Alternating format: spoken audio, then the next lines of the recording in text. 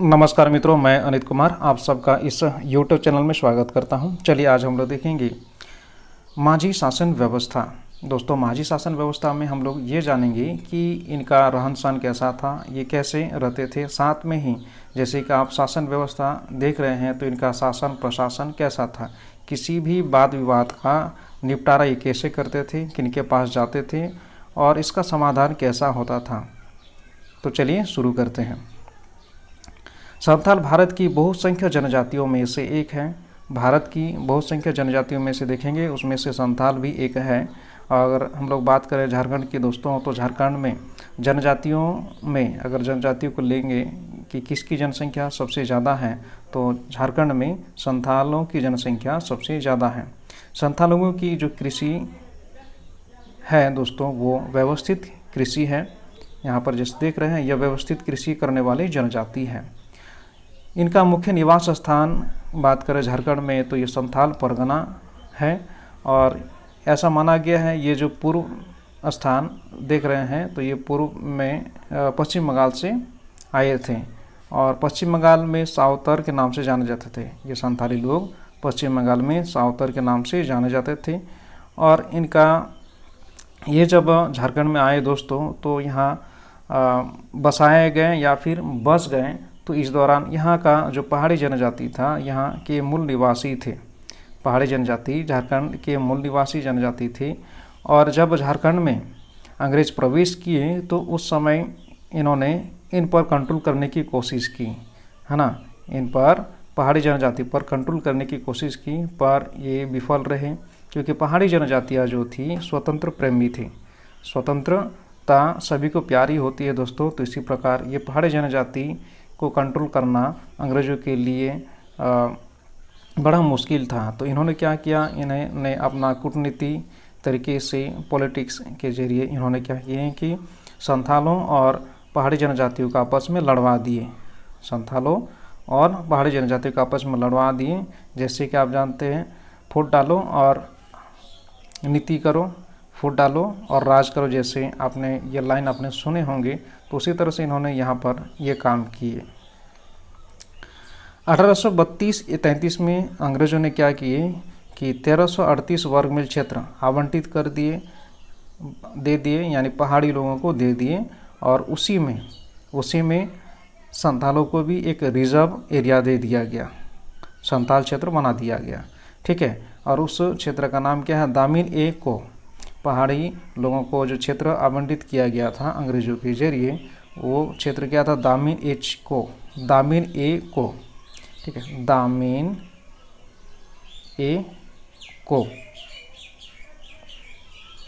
और उसी में रिजर्व दे दिया गया, यानी कि आरक्षित कर दिया गया संथालों को भी। तो मैंने डायग्राम बनाया है, डायग्राम बनाने से याद रहता है।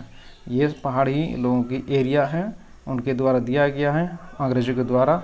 1338 वर्ग मील क्षेत्र था और उसी में संथालों को भी जगह दे दी गई, आरक्षित एरिया बना दिया गया। माझी व्यवस्था दोस्तों, ये जो माझी व्यवस्था हम लोग पढ़ रहे हैं, तो ये माझी व्यवस्था ये लोग कहाँ से लाए, ये प्रेरित थे सोरैया पहाड़ी जनजाति से। माझी लोग प्रेरित थे पहाड़ी जनजाति से और इन्होंने यानी माझी लोगों ने सोरैया पहाड़ी जनजाति की जो जैसी शासन व्यवस्था थी तो उसी को ये फॉलो किए, उन्हीं से इन्होंने प्राप्त की ये शासन व्यवस्था, क्योंकि वो लोग प्रभावित थे। और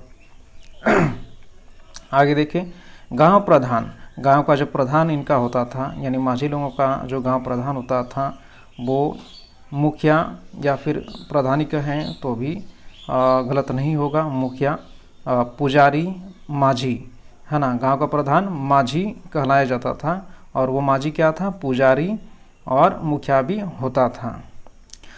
माझी की सहायता के लिए गिरी, कोतवार, भंडारी, गोंडेत होते थे। इस नाम से जाने जाते थे। गिरी, कोतवार, भंडारी, गोंडेत, ये क्या थे, सहायक थे माझी की, यानी मुखिया की बात करें तो मुखिया की सहायता करते थे, हेल्प करते थे। जब भी कभी विवाद हो जाता था गांव में दोस्तों, जैसे यौन अपराध, वर्जित यौन अपराध, तलाक, चोरी इत्यादि, या भूमि विवाद हो जाए तो इसका निपटारा ये लोग मुखिया के पास जाके करते थे। और मुखिया यानी अगर हम लोग देखें यहाँ पर 15 से 20 गांव मिलकर नायक होता था, एक नायक होता था, कंट्रोलर हम लोग कह सकते हैं। 15-20 गांव को मिलाकर एक कंट्रोलर होता था जिसे नायक कहा जाता था। 70-80 गांव मिलाकर एक सरदार होता था। 70-80 लोगों जो गांव है, इतना सारे गांव को मिलाकर एक सरदार यानी कंट्रोलर कह सकते हैं, एक सरदार होता था। अंग्रेजों द्वारा मान्यता, तो ये अंग्रेजों द्वारा मान्यता दी जाती थी नायक को, माझी को, गांव के जो माझी हैं उनको मान्यता दी जाती थी और सरदार को मान्यता दी जाती थी। उसकी बात को ये तवज्जो देते थे ये अंग्रेज। उनको मासिक वृत्ति भी दी जाती थी ये तीनों को। ग्राम पंचायत प्रधान का एक मुखिया होता था, है ना। ग्राम पंचायत प्रधान यानी एक मुखिया होता था, आप जानते हैं, जैसे मैंने आपको बताया है, वो है माझी। और माझी का काम क्या था? प्रशासनिक, न्यायिक अधिकार, विवाह अनुमति ये देते थे। गांव का जो माझी है या फिर गांव का जो मुखिया की बात करें, गांव का माझी मुखिया होता था और वो प्रशासनिक यानी कुछ भी विवाद होता था तो वो उसके पास विवाद चल जाता था। और न्यायिक अधिकार भी था माझी को या फिर मुखिया की बात करें। लेकिन हत्या को छोड़कर, जब हत्या जैसे बड़े संगीन अपराध हो जाता था तो ये माझी उस पर ये अपना न्याय के लिए या फिर उस पर कुछ भी टिप्पणी नहीं दे सकता था। इसके जो सहायक, दूसरा सहायक है दोस्तों जोग माझी, ठीक है। ये जोग माझी, माझी का ही सहायक जोग माझी होता था और ये गांव पर निगाह रखता था, किसका व्यवहार कैसा है या फिर आचरण पर निगाह रखता था। गांव के जो व्यक्ति थे उस पर ये ध्यान दिया हुआ रहता था। गांव पर निगाह, जैसे आप देख रहे हैं, गांव पर निगाह रखता था। वैवाहिक समस्या को लेकर भी ये अपना बात रखता था, सुलझाया करता था। जन्म और विवाह के लिए ये जोग माझी इसका होना जरूरी था। किसी के जन्म हो जाता, नामकरण की बात करें तो जन्म हो गया तो इसको जानकारी देना जरूरी था। विवाह हो रहा है तो इसको जानकारी देना, यानी जोग माझी को जानकारी देना आवश्यक था। जो धार्मिक प्रधान है दोस्तों, धार्मिक प्रधान नायके होता था। माझी की अनुपस्थिति में जो शासन चलाया करता था वो था प्रमाणिक। माझी यानी गांव का जो मुखिया होता था वो किसी कारण से अनुपस्थित होता था तो उसको जो भी शासन व्यवस्था था वो कंट्रोल करते थे प्रमाणिक, कंट्रोलर थे। संदेशवाहक की बात करें या जैसे हम लोग पोस्ट मास्टर आजकल जैसे जानते हैं, पोस्टमैन, है ना, पोस्टमैन, तो उसी तरह से ये गुणित होते थे। संदेशवाहक, संदेश को एक जगह से दूसरी जगह तक पहुंचाया करते थे। भगदो प्रजा है ये वरिष्ठ सज्जन लोगों का एक ग्रुप होता था और उसमें एक जो ग्रुप होता था उसी ग्रुप को हम भगदो प्रजा कहा जाता था। और वहाँ पर विचार विमर्श होता था किसी भी विवाद को लेकर, झगड़ा हो जा रहा है, किसी का झगड़ा होता है तो इसके समाधान के लिए ये भगदो प्रजा एक बैठक होती थी जहाँ पर सज्जन व्यक्ति लोग बैठते थे, गांव के बुजुर्ग लोग बैठते थे और विचार विमर्श के बाद ये फैसला देते थे। एक पंचायत बैठता था, साधारण भाषा में बात करें तो।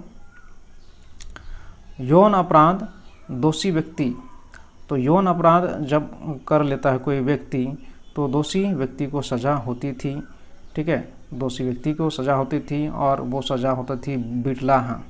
आप सुने होंगे बिटलाहा, तो ये एक ऐसी सज़ा है जिसमें सामाजिक बहिष्कार होता था। माझी लोग सामाजिक बहिष्कार कर देते थे और इसका समाधान भी था। जैसे किसी व्यक्ति ने यौन अपराध कर लिया और वो दोषी पाया गया तो उसे समाज से निकाल दिया जाता था, जिसे बिटलाहा कहा जाता था। इसके समाधान के लिए यानी जो दोषी व्यक्ति है, दोषी व्यक्ति जो होता था उस समय वो क्षमा याचना करता था और इसके बदले में वो पूजा पाठ और दाल भात जो होता है, जैसे कि आप लोग जानते हैं, दाल भात खिलाकर ये सज़ा माफ़ करने के लिए कहता था। और उससे इस तरह से दोबारा समाज में अंगीकृत कर लिया जाता था दोषी व्यक्ति को। जो दोषी व्यक्ति था, पहले तो होता था कि समाधान के लिए जिस व्यक्ति ने किसी महिला स्त्री के साथ दुर्व्यवहार किया है, यौन अपराध किया है, तो उसे पत्नी के रूप में स्वीकार करने के लिए दबाव बनाया जाता था पंचायत के द्वारा। ठीक है, तो पत्नी स्वीकार करना ज़रूरी था, और यदि वो इनकार कर देता, वो व्यक्ति इनकार कर देता, तब वो क्या करता, इनकार करने के साथ ही जो गांव के मुखिया थे वो देश माझी को रिपोर्ट कर देते थे।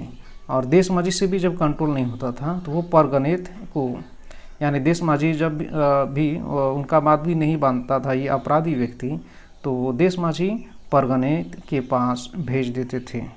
ठीक है, तो आप ध्यान रखेंगे दोस्तों कि माझी से बड़ा होता था देश माझी, और देश माझी से बड़ा होता था परगनेत। तो माझी क्या है, गांव का मुखिया। माझी गांव का मुखिया, किसी भी विवाद को लेकर मुखिया के पास व्यक्ति सब आते थे। अगर उससे समाधान नहीं होता तो वो माझी देश माझी के पास मामला को भेज देता। जब देश माझी से भी मामला नहीं सुलझता तो वो देश माझी परगनेत के पास भेज देते थे मामला को, विवाद को। दोस्तों, जब कुंवारी लड़की गर्भवती हो जाती तो उस समय सबसे पहले सूचना जोग माझी को दिया जाता था। जोग माझी पंचायत बैठक बुलाता और उस पंचायत में फैसला लिया जाता है। फैसला लेने पर सबसे पहले ये पूछा जाता था उस लड़की से कि होने वाले पिता का, ठीक है, गर्भवती जो लड़की है उसके वाले होने वाले संतान का पिता कौन है। यदि लड़की बता देती उस लड़के का नाम, तो उस लड़की को, इस लड़की को यानी कुंवारी लड़की को पत्नी के रूप में स्वीकार करना होता था।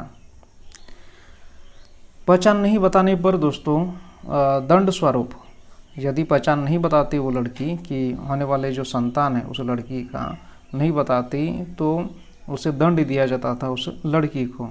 और पूजा पाठ का जो सामग्री है उसे व्यवस्था करना पड़ता था। पूजा पाठ के लिए भोज भात देना पड़ता था। ठीक है।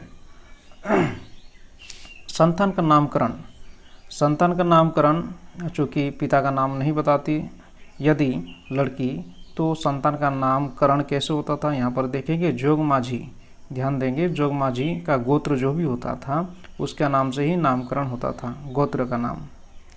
5-8 गांव के माझी देश माझी बनता था। 5 से 8 गांव के जो माझी होते थे, कुल इतने सारे गांव मिलकर देश माझी बनता था। और 15 से 20 गांव मिलकर परगना बनता था। अंतरग्रामीण संगठन ये होता था दोस्तों। और परगना का प्रधान परगणित कहलाता था। परगना का प्रधान परगणित कहलाता था और विभिन्न गांव के बीच ये निपटारा करता था परगणित। गांव, एक गांव का व्यक्ति दूसरे गांव के व्यक्ति से लड़ाई होता था। यहाँ पर हम लोग कह सकते हैं कि 2 गांव के बीच का निपटारा या फिर इस तरह का विवाद को परगणित सुलझाया करता था। यहाँ पर हम लोग सीरियल नंबर में देखें दोस्तों कि माझी सबसे जो निचला स्तर में रखा गया है, यानी कि गांव का जो मुखिया होता है वो माझी होता है, गांव का मुखिया माझी। और बहुत सारे गांव मिलकर, बहुत सारे गांव जैसे हमने यहाँ पर देखे 5 से 8 गांव मिलकर एक देश माझी बनता था। यानी इतने सारे जो गांव मिल जाते थे 5 से 8, तो उसका जो प्रधान होता था वो प्रधान देश माझी कहलाता था। और उसके बाद 15 से 20 गांव को मिलाकर जो भी संगठन बनता था, तो उस संगठन का जो मुखिया, ठीक है, उस संगठन का मुखिया परगणित होता था। संथाल सामूहिक जीवन को मान्यता देते थे। तो बहुत बहुत धन्यवाद दोस्तों, ये वीडियो देखने के लिए। मिलते हैं नेक्स्ट क्लास में।